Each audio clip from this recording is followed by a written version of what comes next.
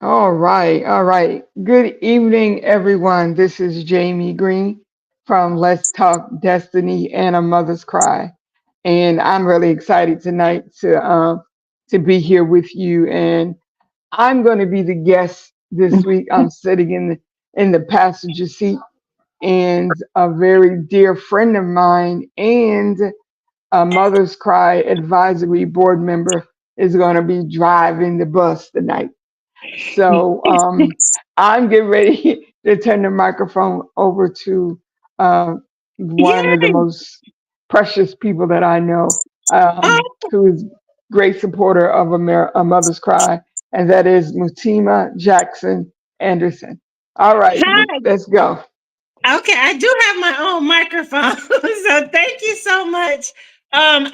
This is a mother's cry. This is a Let's Talk Destiny takeover. I'm taking over for Miss Jamie because today is her special day. Today is her birthday, and she's also birthing a new initiative that I'm super excited to talk about. So just give us a few moments while we just share the video, tag people that may be interested in this very important conversation. Today, we're going to talk about the power of redemption, a mother's cry, a new initiative, and we may talk about some more stuff. So, if you are tuning in live, I need everyone to put the celebration emojis in the comments because we're celebrating Miss Jamie's birthday.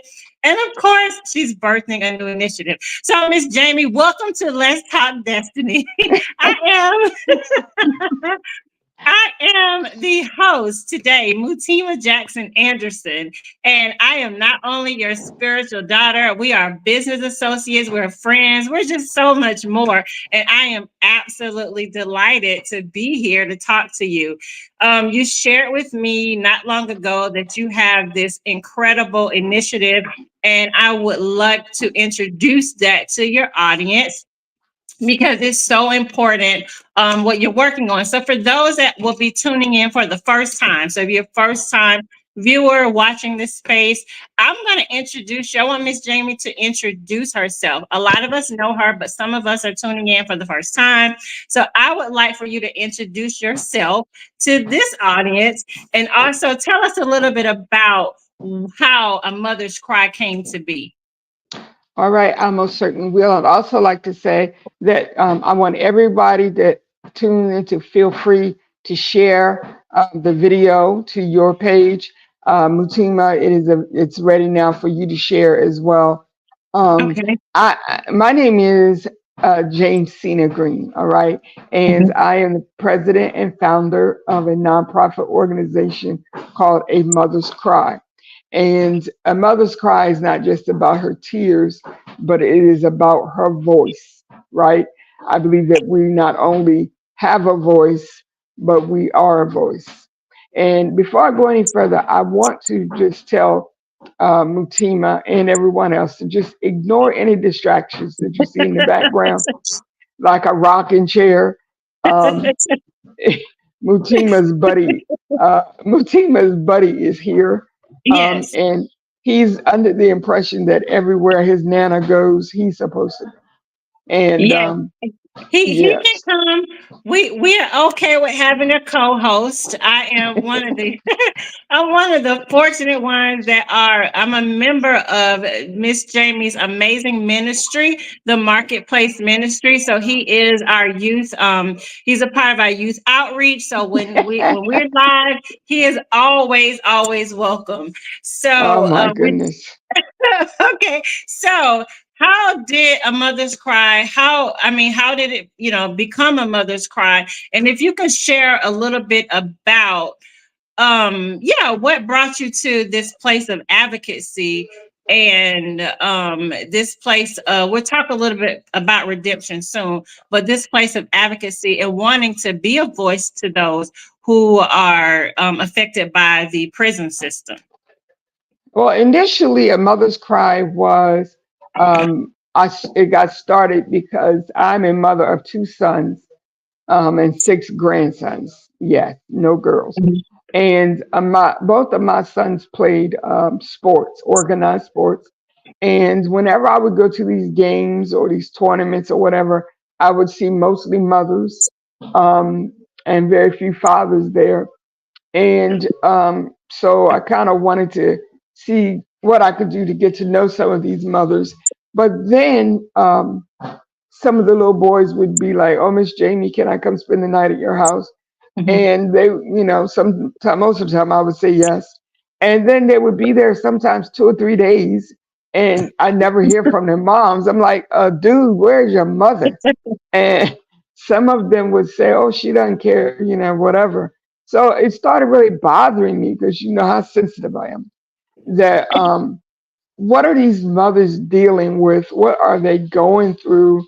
What is their life journey like that they could literally allow their minor child to go stay with some people that they don't even know Hmm. for days at a time and they don't come check on them or anything? So I started doing a monthly mother's empowerment greeting at a local library. And just like with most things, when you first start out, people get all excited and, it's something new, they want to do it. And then it just kind of dwindled off.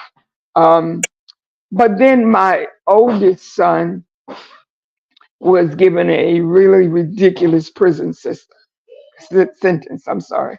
And so Mhm. my focus became more about mothers who had sons that were in the prison system and some of their concerns and issues that they were faced with as family members of these loved ones in the prison system. And so now A Mother's Cry has evolved to our main focus is dealing with mothers and families of incarcerated people. And, we want to help mothers in a general sense to become the Yeah. best version of themselves. But we're focusing a lot on the criminal justice system and the prison system in particular. Yeah, I love that. So you are a mother of the community, really.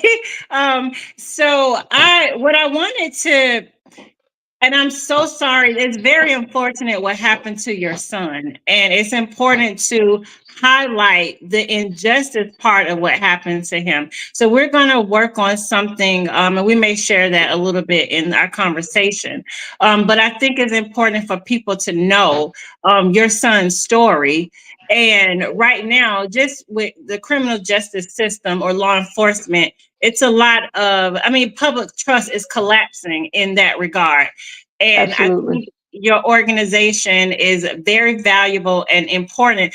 I always say in the nonprofit sector, because we are, I don't like to say we're providing a voice to those who are voiceless, but we are amplifying people's voice. But in your case, I do feel that sometimes you're providing a voice to those who are voiceless, because within the prison system, a lot of people don't know when we talk about, I think it's the 13th Amendment, slavery is legal in the prison system. And Absolutely. it's also, I think it's ironic, when I was preparing to have this conversation with you, I wanted to go over the history of law enforcement, because and it all started basically in Europe, and when they went from this farmland to urban land, and crime started to happen. And some may even trace its roots back to slavery here in America, the watchman, the patrolman. And I Exactly. always The say, overseers. the overseers, right? And I always say that is, the foundation has always been unfair. The foundation has always been racist. The foundation has always been where, marginalized community or people that were minorities, they just did not get a fair chance. So Absolutely. what you're doing is just so important. And now, A Mother's Cry, can you share a little bit about some of the programs that you have? I know that, well, I actually want to know, because I always say you're a mother of the community. I lost my mom. I'm so grateful that I actually met you, because you've been mothering me. Sometimes I may not want it, but you still do it. That's okay. So, but Yes. what in I remember we had and she is a pastor, people, so she is also a spiritual advisor to me and so many more. before. But I remember you telling me the story of Mary in the Bible and that important role of giving birth and being a mother. I'm not a mother, but why exactly did you decide to focus on mothers?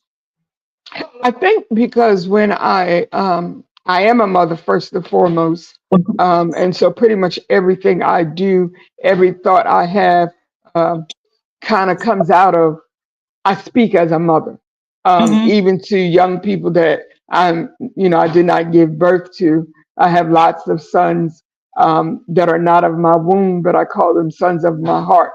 And Okay. I'll check them wherever I see them. I don't care what they're doing or who they're with. I'll say, Mama Jamie is not putting up with that. Um, and so they kind of get used to it when they see me coming. They kind of straighten up a little bit. But I think that partly, Mutima, is the majority of the families in our communities are run by single moms. Mm-hmm. And a large portion of the fathers who are not in the home are in prison. In this state that I live in Maryland, it is documented that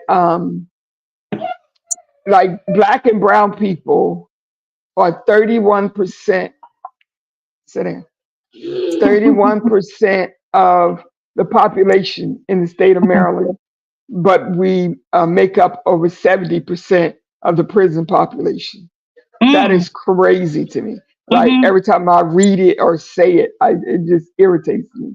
Um, but the judicial system is set up that way. And I hear a lot of people say the system is broken, but the system is not broken because, as you pointed out, I do not believe this. You pointed out all of this stuff is been going on since the foundation. It's not Yeah. a broken system. It's Right. operating the exact way they intended for it to operate. And so Absolutely. somebody has to speak up and say, this is not acceptable. We're not going to just sit back. I've been, I guess it's a blessing. I've been involved in some Zoom conversations with staff members of the Department of Corrections. Multiple times I've become my name in the organization of Mother's Cry has become known. And I don't know if that's a good thing or a bad thing because I don't know if they get sick of hearing from me or what. Uh, but one of the staff members said to me in a conversation, he said, the things that you are asking us to do are address problems that have been a part of the system for decades. Yeah. And so we can't just change things or fix things overnight. And I said, I totally understand that, but I need to see you at least trying to do something. I need you to make sure that we feel heard, we feel seen, and we feel valued. We're Mm-hmm. not just numbers, we're not just voters that put you in offices. We are people with genuine concern and we need to be heard, period. I absolutely agree. And I'm glad you mentioned the political part of it because as an advocate, and I work as a community health worker, and in addition to health education, my priority, I do a lot of policy review and I look at legislation and how it could affect people, affected by, in my case, diabetes. But in your case, people in the prison system, when they go to prison, if you have a son, a husband, whomever, a nephew, when they go to prison, oftentimes the family is doing some of that sentence. They may not be incarcerated with them, physically, but they're serving that time also with them. And I think that we have to, as advocates, we have to hold our elected officials accountable because Congress and the elected officials, we have to demand that from them. There's no Absolutely. reason why, when I learned the power of my voice, and even before I inaugurated a nonprofit organization, my mom was taking me to board to meetings, with congressional, not with all the congressional leaders, but some of the local leaders. These are the people, the local people that you vote in office. They should be Yes, able to listen and hear some of your concerns, and not just listen, but they need to make a difference. You did mention the foundational part of, institutionalized or systemic and systematic racism, and how it has affected the prison system, or I'm sorry, the prison system absolutely. is systematically and systemically racist. And I know that that has happened centuries from the beginning, when we were, when a lot of our ancestors were brought here from the transatlantic slave trade, and we were slaves. So the watchmen, the patrolmen, they watched over us. So That's that's right. why we know it's racist. So, and for them Absolutely. to say it's going to take some time to make some changes, but when is that time going to come? And you, with the Mother's Cry, you're putting forward an initiative to advocate, to get other parents or other family members in get them involved in the process by becoming a Yes. liaison. Can you share a little bit about that? And for those that were listening now or tuning in now or will listen later, it's so important that you get involved. We're in an election year right now. Whoever you vote for, I Yes. really, I'm not, I don't want this to be about politics, whether you vote blue or red or independent, whatever. You need to decide what's important to you. And we are all affected by this system. We may not be, Absolutely. I have a cousin. He's doing life in prison now. I talked to some friends earlier. They have nephew and family members that are in prison, unfair sentences. So if this has affected you directly or indirectly, we really need you to use your voice and support this movement, because there needs time. It's time for changes now. So can you tell Absolutely. us a little bit about your advocacy efforts and to be a liaison, and why that role is so important? It's important because the more I do this work, the more important I realize it is, because I meet mothers virtually. I meet some in person who say, I have a child that's in prison, and I have, they're very ill, and I can't find out, how they're doing. I haven't been able to hear from them for weeks. Um, a young mother said to me the other day that she had been informed that her son was involved in some kind of brawl. He was, Mm, bullied because of his sexual orientation, and mm, several inmates jumped him and beat him up. And um, the only information that she got was that her son had been taken to the hospital, and the prison wouldn't give her anything else. They won't tell you if your child is dead or alive. They, won't tell you whatever. So I started telling her different people to call, make documentation of who she called, even if you go all the way up to the governor of your state. Um, mhm, you do not just sit back and say, I can't get anything. You can get something. We are not a powerless people. We are an uninformed people. And yeah, so this is why I need people to realize your voice is important, especially if you have a loved one on the inside, because they are in a mhm, situation. The reality is, Mutima, once they put those handcuffs on you and they put you into the Department of Corrections, you become property of the state. mhm, Um, and so pretty much you lose your autonomy, you lose your voice, you lose, somebody's always telling you when you can move, when you can't move, keeping you locked in cages like animals. It's 112, 13 degrees in there and all that kind of stuff. And there's really nothing you can do about it. That's why you need somebody on the outside to say, I know what's going on in here, and it's not acceptable. And this is what right. we need to do. We demand change. Period. Ri- Right. And let me say this for those, again, if you're watching, whenever you watch, you're absolutely right. But one of the things I think people need to know as far as being informed is that no matter your innocence or guilt, all prisoners, they deserve basic human rights. We don't see that happening all Exactly. the time. And I wrote it down because I wanted to make sure this is recorded for your audience. Basic human rights, it is afforded to everyone behind bars, whether they are That's right. innocent or not. And that includes freedom from cruel treatment, unusual punishment as well, the That's right to right. practice their religion. These are some things, I mean, I'm sure you hear in your endeavors, the right to Yes. practice religion. And this is something that I work with. They also, all inmates are also, they have the right to access adequate health care.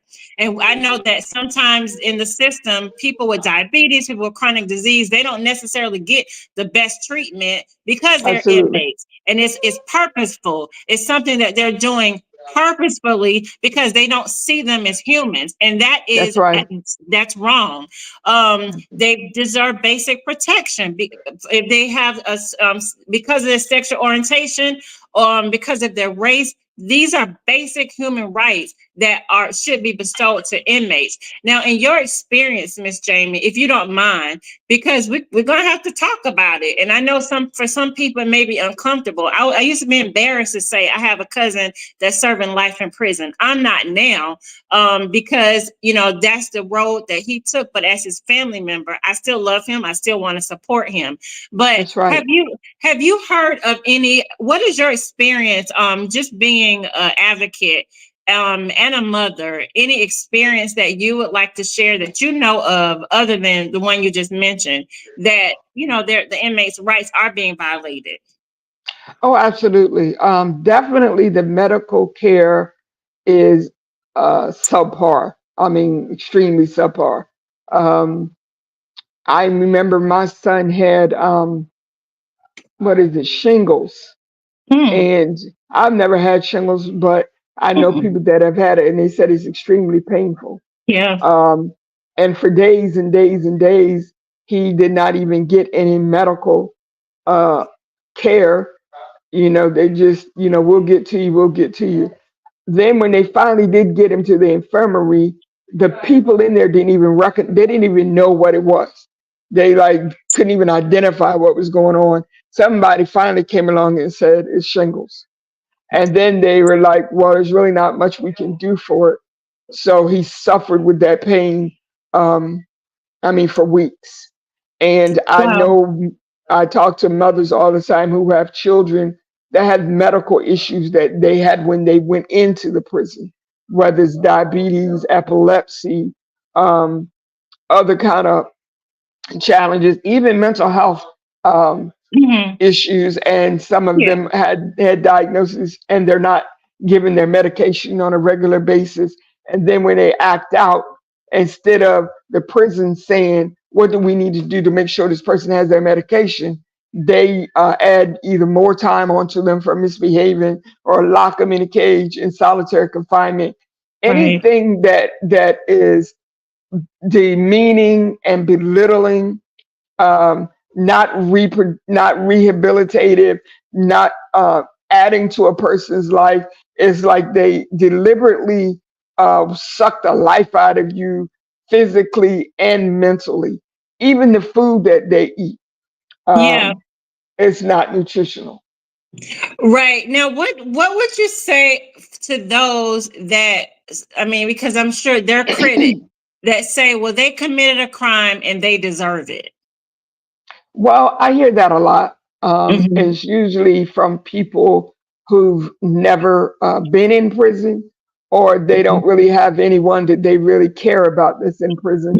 Hmm. Because it's easy to say, I'm just sitting on the outside, and I don't really care what's going on in there because it's not directly impacting me. But at the end Right. of the day, like you said earlier, they're still human beings, and there are basic human rights that every human being deserves. I don't care who they are. My son made a comment one time about it being it was like 130 degrees Oh, wow. in the cell. And he Mm. said to me, he said, Mom, do you know that if somebody walks by a car and a dog is sitting inside the car, and it turns out that it's 130 degrees inside that car, that person is going to jail. Yeah. because it's abuse of an animal. He said, Right. but when it comes to us, they don't care because they say, well, you shouldn't have been in there. It's, nobody told you to do whatever you did to get there. But here's another thing. There are a lot of people in our prisons that are innocent. Yeah. The assumption is if you're in there, you deserve to be there, and whatever happens, happens. But there are a lot of innocent people. We see it in the news all the time. People who Yep. have served many, many, many years, and then to find out that they're innocent. So the innocence and the guilt is irrelevant to the human Mhm. rights. I agree. I agree. There was a time I was advocating for with Amnesty International for inmates on who had been capital punishment. They were basically on death row because they had been convicted of capital cases and they were just waiting around to be executed.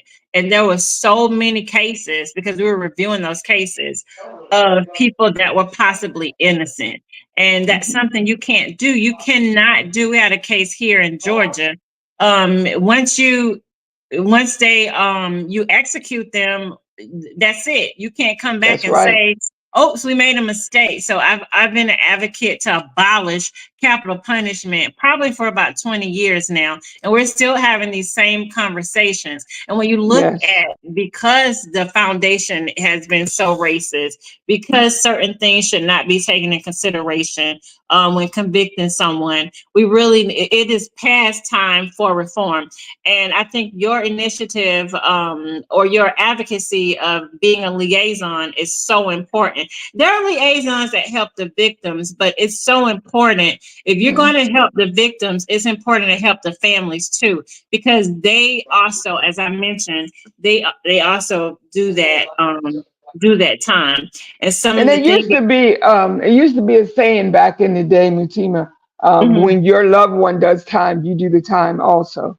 And I Yeah. don't think people really get that because as a mother, no matter what your child did, I talk Mhm. to mothers who say, I'm so angry at him, I'm so disappointed in him, I'm so disgusted with him, blah, blah, blah, but that's still my baby. And Right. so when I can't even talk to him to make sure he's okay, or when I do talk to him and he's crying because he's been attacked or he's been hurt or Mhm. he's being mistreated, my mother instinct, and sometimes I have an issue with separating the advocacy from the mother part. I was um, I was on a Zoom with the Department of Corrections a few weeks ago, and I was Mhm. talking about my son's case, and I literally broke down crying. And I Yeah. had to get myself together and I apologized. And so one of the staff members said, don't ever apologize for being your son's voice. Right. She said, because sometimes we need to be reminded that these are not just numbers, these are Mhm. people. And they're Mhm. people that people love. They're people Mhm. that people depended on. So don't ever apologize for that. And so this is how I feel that I had someone inbox me not too long ago here on Facebook and like, I haven't heard from my son's father. He's in prison. He usually calls me every day, and I haven't heard of him for like almost 2 weeks now. And Mhm. when you call, nobody will tell you anything. So I gave him the name of somebody to call, and then they reached back out to me maybe 3 days later, said that they heard from their loved one. And my point Mhm. is this: I'm not a magician, and I'm not saying I'm all that. I'm saying that I am a voice, and I'm Yeah. going to be a voice until that breath leaves my body. And what I'm trying to do with the Mother's Cry, including this Project Redemption Initiative, is to leave uh, a path, to leave Yeah. a template, so to speak, for others that will come behind me, those that are going to partner with us. But even after I'm gone, I want a Mother's Cry to have done something that changes somebody's life for the better. Yeah, it's like your legacy. And I think I want to say we may have met in the literary industry because I know we're both authors and I always say Mm. that could be a part of your legacy. But and I know you speak a lot about legacy continues with your parents. But let me say Yes. this. Miss Jazzy Joyful Jamie. I think you're all that. I think you're all that. Oh, And thank because you. because today is your birthday, and happy birthday, and you're birthing something amazing with the initiative Project Redemption. I'm calling it the 4 P's, from punishment to, well, maybe the 3 P's, from punishment to the purpose or the promise of purpose. And when I think about when people get incarcerated, because I thought about, why do people go to jail? I know some people commit a crime, but the prison system, another part of that people forget, it's supposed to be a place that you redeem yourself. It's supposed to be a place where you go and I don't know the word, but you're supposed to, redeem yourself. It's you rehabilitate yourself, and you come home. And I look at in Bible study, because when I first heard the word redemption, I heard it in church. Like, it was something we talked about in church. So I'm so excited about Project Redemption. And I want you to talk a little bit about that, because you're doing more. It's a social movement. You're trying to improve not only the prison system, and you're also trying to reduce the negative things about incarceration. And if the Bible speaks of redemption, I don't know a whole lot of scriptures. I may need to go to more Bible study classes for that. But if the Bible says that we can be redeemed, maybe you have some scriptures for the audience. Why is this so important inside of the judicial system, inside of the prison system? Well, first of all, that is the lie that they tell from Jump Street, um, is that they want to rehabilitate people, Mm. And I said this to somebody, a staff member at the Department of Correction, and their mouth fell open. They couldn't even figure out what to say. I said, because it's a lie. Because here's the thing. I remember speaking with a warden one time, and I Mhm. asked him personally, and this was years ago before I even really got into the advocacy part. I said, "Do you see the criminal justice system as a tool for rehabilitation or for Mm. punishment?" Without even taking a breath, he said, "Oh, absolutely punishment." He said, "I don't really care about people being rehabilitated." So I said, and that's why your recidivism rate is so high. And he said, Mm. "Ma'am, I call that job security." And he kept on Wow. walking. And Wow. he said that out loud, but there's a lot of them that feel that way that may Yeah. never say it. They may never say Yes. it. And you know how I know? I have a perfect example of how I know it's not about rehabilitation. My son was sentenced to 50 years for first degree assault, which is a whole nother. Every time I say it, I get a whole attitude Well, because that's wait, crazy. before you say that, because it's important to know. I looked up the statutes in your state, and that was not the statute. It was way less than that. So just keep that in mind when you're watching this. And it wasn't 50 years. So I don't know how that's even legal, but go ahead.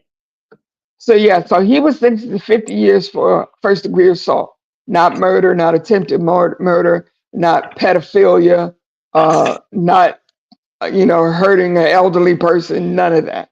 And Mhm. so anyway, he has served 18 years. Now, I want Mhm. you all to listen to me closely, because the parole and probation division is one area that I really want this initiative to address. Okay. So he has served 18 years and has not had a ticket or violation in 14 years. All right.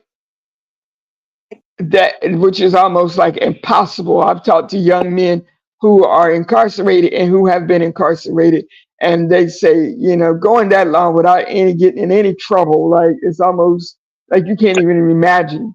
So I called. I was making some phone calls for some other mothers to find out when their child will be eligible for parole. And then I said to myself, well, I need to be checking on my own child. So I called the parole commission here in Maryland and asked when my son would be eligible for parole. The young Mhm. lady said he's eligible now. I said, okay, so Wow. if I didn't call, would he have been notified that he's eligible for parole? She Wow. said, she said, sometimes we do and sometimes we don't. So y'all just playing with Wow. people's lives. That's what y'all doing.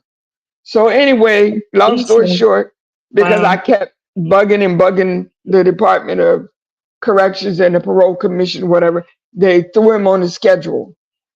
Um, the parole hearing officer didn't even know he was coming. She didn't have his paperwork. They had to go find his file, all of that.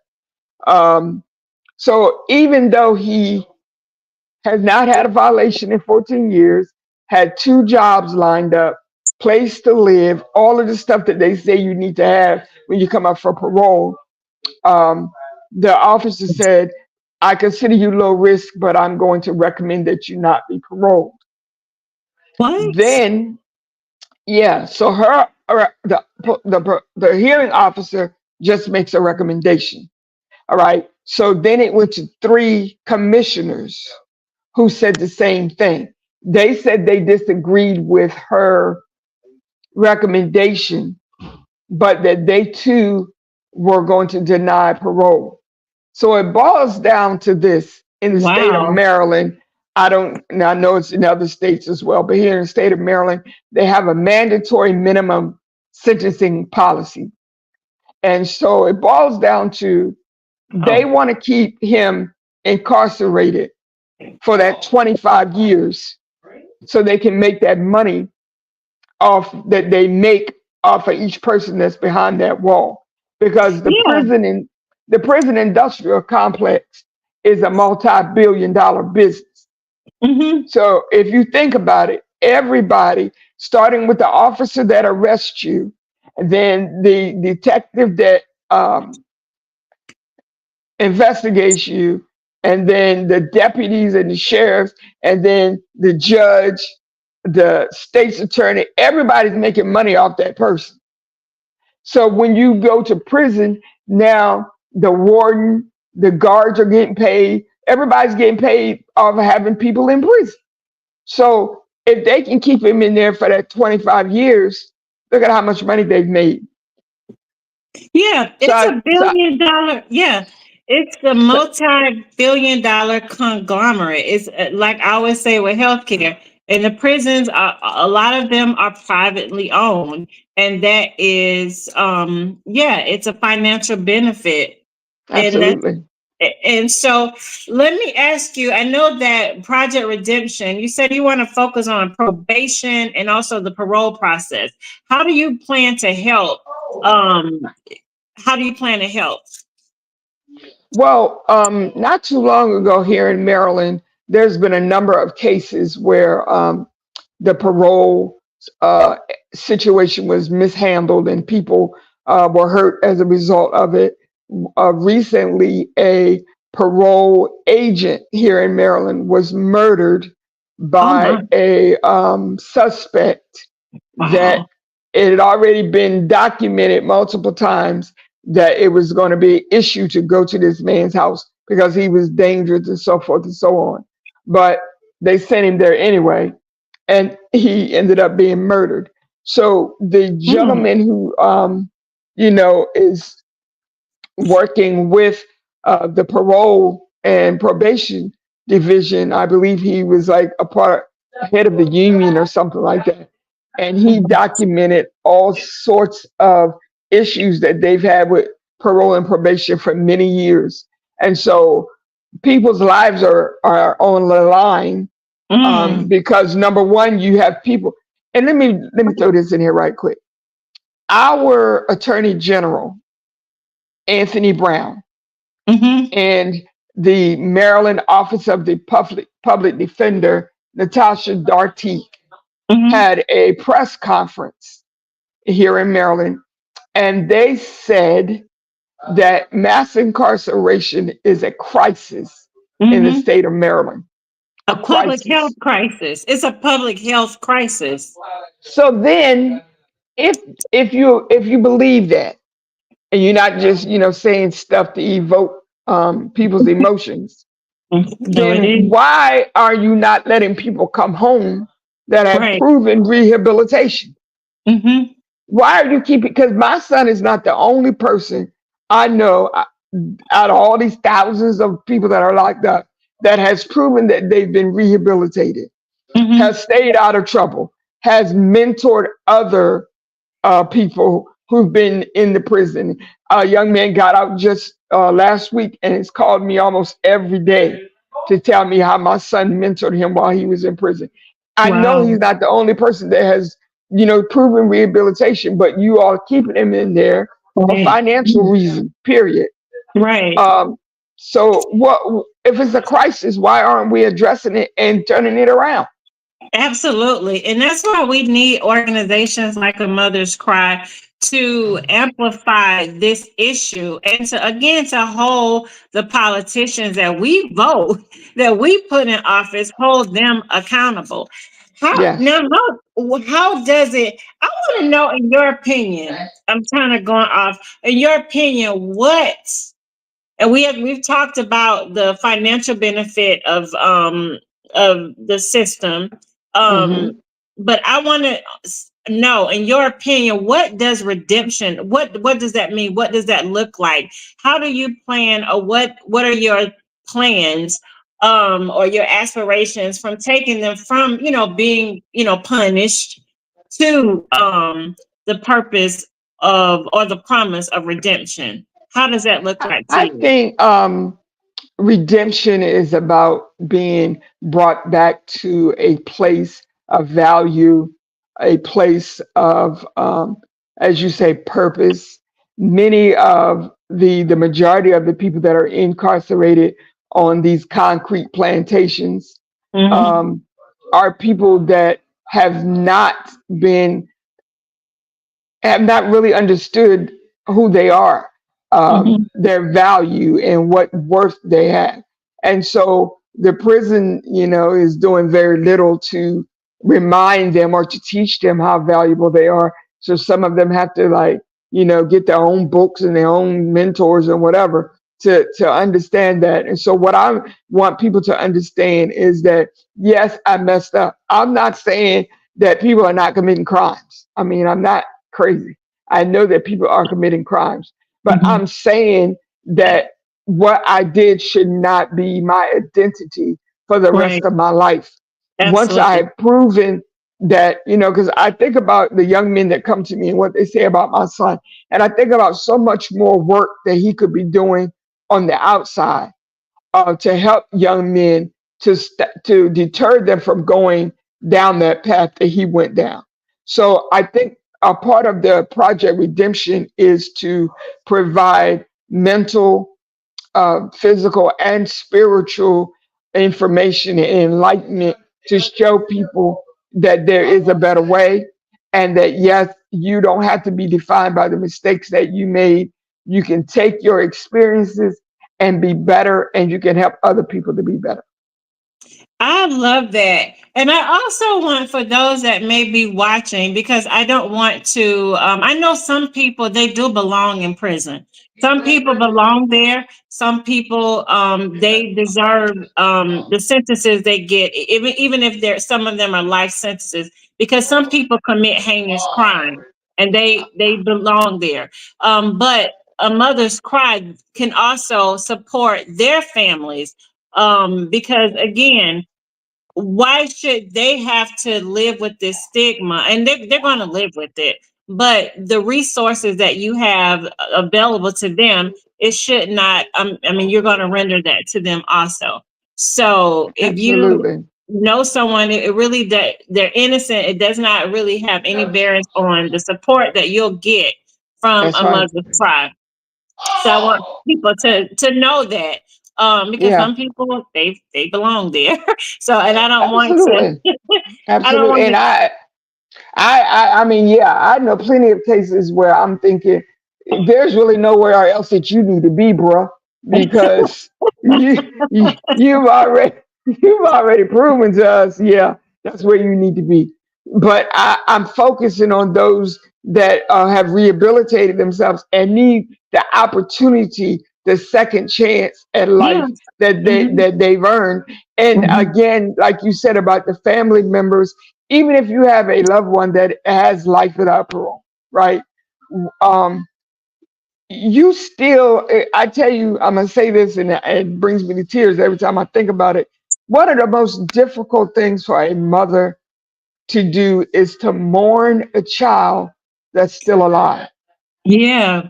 When I see Yeah. some of the stuff in the news that goes on behind the prison wall, and my son doesn't tell me a lot. He says some things I just don't want you to even have to Mhm. feel or to deal with. Mhm. But there's it's like a kind of a death that you have a child in that situation and you can't do anything about it. And so this is what I'm saying. That's beautiful. Thank you. He lasted longer than I thought he was. Thank you. Plug it over there. And so I just want mothers to know I don't care if there's no chance that your child will ever come out. You don't have to go through this by yourself, right? I'm working on doing I don't know if it's going to be a journal or some kind of a survival guide. I don't know, but I'm working on Mhm. doing something for mothers because I've been through every emotion. I've been through the whole, um, as most people that know my family, both of my parents were pastors. I'm a pastor, so forth, so on and so on. My son first got incarcerated. I mean, the church folk were like, "Oh my God, don't you feel ashamed? Don't you feel embarrassed? Mhm. Um, what kind of mother are you that your child would end up in prison?" Uh, all that kind of Mhm. foolishness. And so I went through some guilt. I went through some shame. I went through depression and all of that. And so I can share with mothers how I walked through that. Because you know me too, man. I'm not one of them shake it off, get over it, pretend you don't feel it kind of Mhm. people. I Mhm. process through my emotions. And so Yeah. that's what I want to do for those mothers as well. And I love your transparency. I love, and anybody that have a problem with it, listen to me. That's your issue because I love that you're so transparent and that you are always open about what you're going through. Whether it's with your son, with your health, what your needs are, and because you're helping other people. And I'm hoping that with Project Redemption, I know you're going to have some support groups because other mothers, they need to they can learn from you, and they can, you're going to support them, and some of them probably have been embarrassed or they have felt a little shame, and it's okay. And that's what I love about support groups, to let people know it's okay, I'm experiencing it too, and we're in this together. So Absolutely. thank you for offering the support service. So, for those that don't know, today Miss Jamie, again, is not just her birthday. She is birthing a new initiative to help her to fulfill the goal and the vision. I'm sorry, the mission of A Mother's Cry, and she's also she needs support. Nonprofit organization, we do need the funding to help to deliver these programs and services. Oftentimes the families that she's supporting, they're getting the resources for free. In order for her to continue that, she's going to need the support. So I am asking you to please pledge some support financially. And if you're in the Maryland area, if you're able to, in her area, if you don't have the financial support, there are other things that you could do to help promote the organization, volunteer in the organization. But right now, she needs signatures for the. Do you still need the signatures for the liaison? Yes, ma'am, for the Okay. what do you call it? Petition. The petition, yes.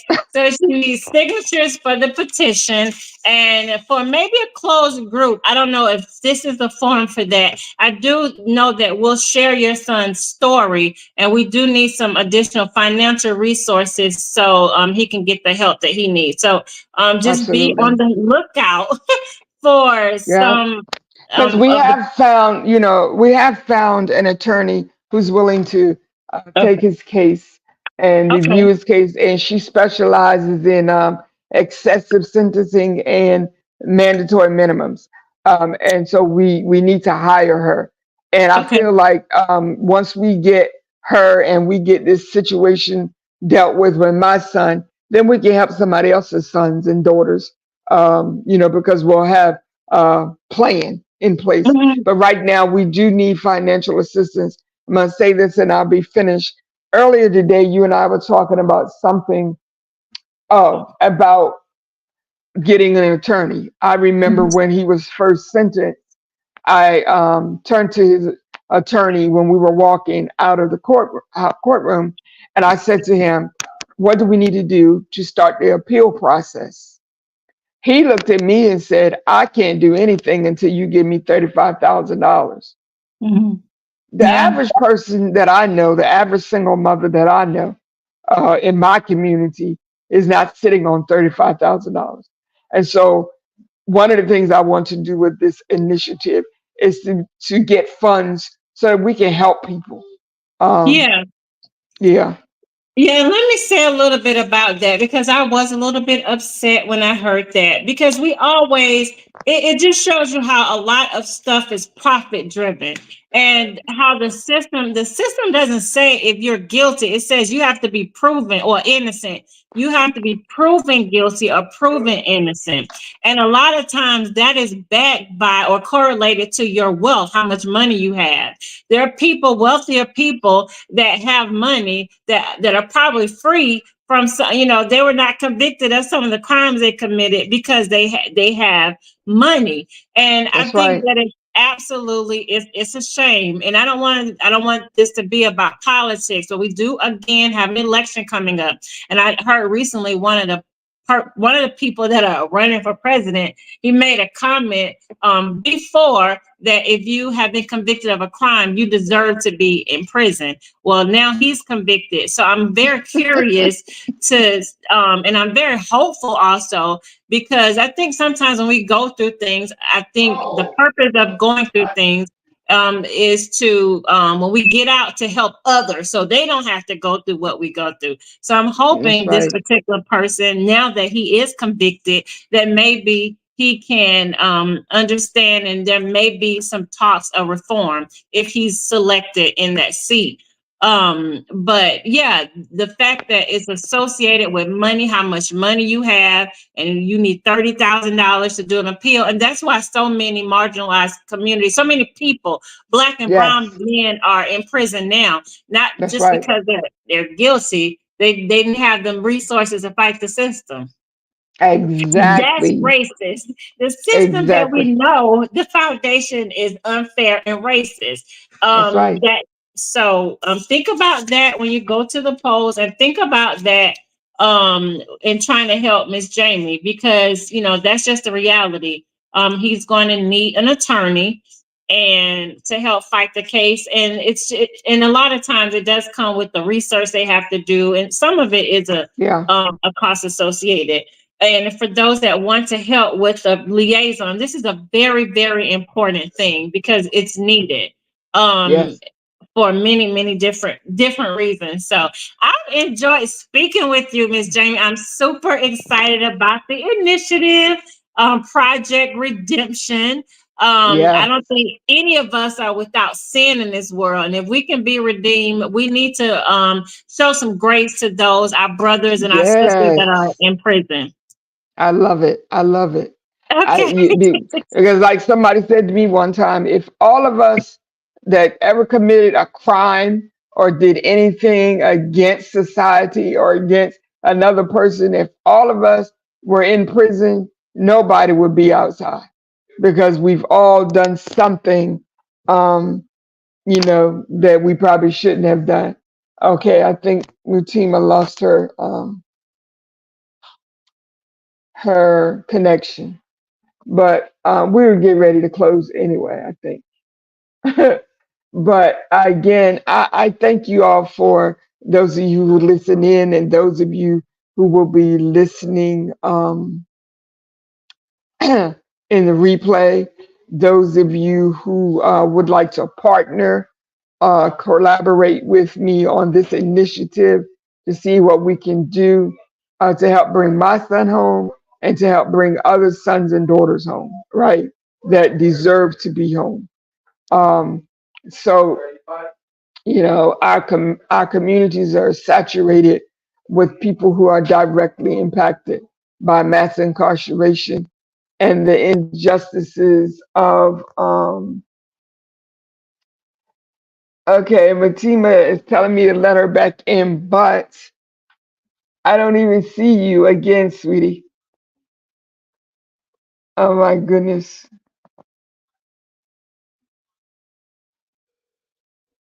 I don't see you, Matima. I'm sorry. I don't know if it's my connection, but like earlier you said you could see me, but I couldn't see you, but I really cannot see you. I'm sorry. So wait a minute, I think I see her. Ooh, technology, Okay. technology. I'm sorry. Yeah. I told somebody today technology is a blessing and a curse. Yes, But I'm so but it's all good. No problem, no problem. All right, so I said my final words. Did you have any final words? well, no, again, I'm very happy for you. I'm very proud that you're taking this next step in your organization by creating this initiative, Project Redemption. And I'm so happy to support it. I know it's going to make a huge difference and a profound difference in many, many lives. So, congratulations. I can't wait. I hope Thank you. it expands to Georgia because we Oh, need that it. would be great. That would be Yes. great. Well, with you helping me, I don't see why it wouldn't. Because you're like, yeah, you keep me going when you don't even realize it. Some days I'm just like, oh my God, I can't do anything else. And then you say something that encourages me and pushes me a little further. You and my big George, I love you guys. Well, we love you too. We are very excited to see you soon. So Yeah. I appreciate this takeover of Let's Talk Destiny.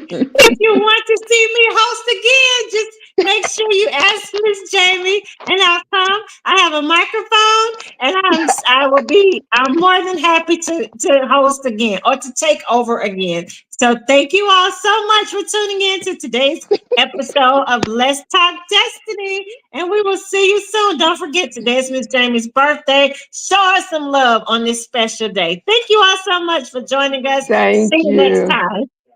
All Big right. Good night, George says everyone. happy birthday. Big George says Thank happy you, Big birthday. George. He Thank you, said, Big George. I love you. okay, love you too. Thank you all All for right. tuning in. See you next time. All right. Good night. Good night.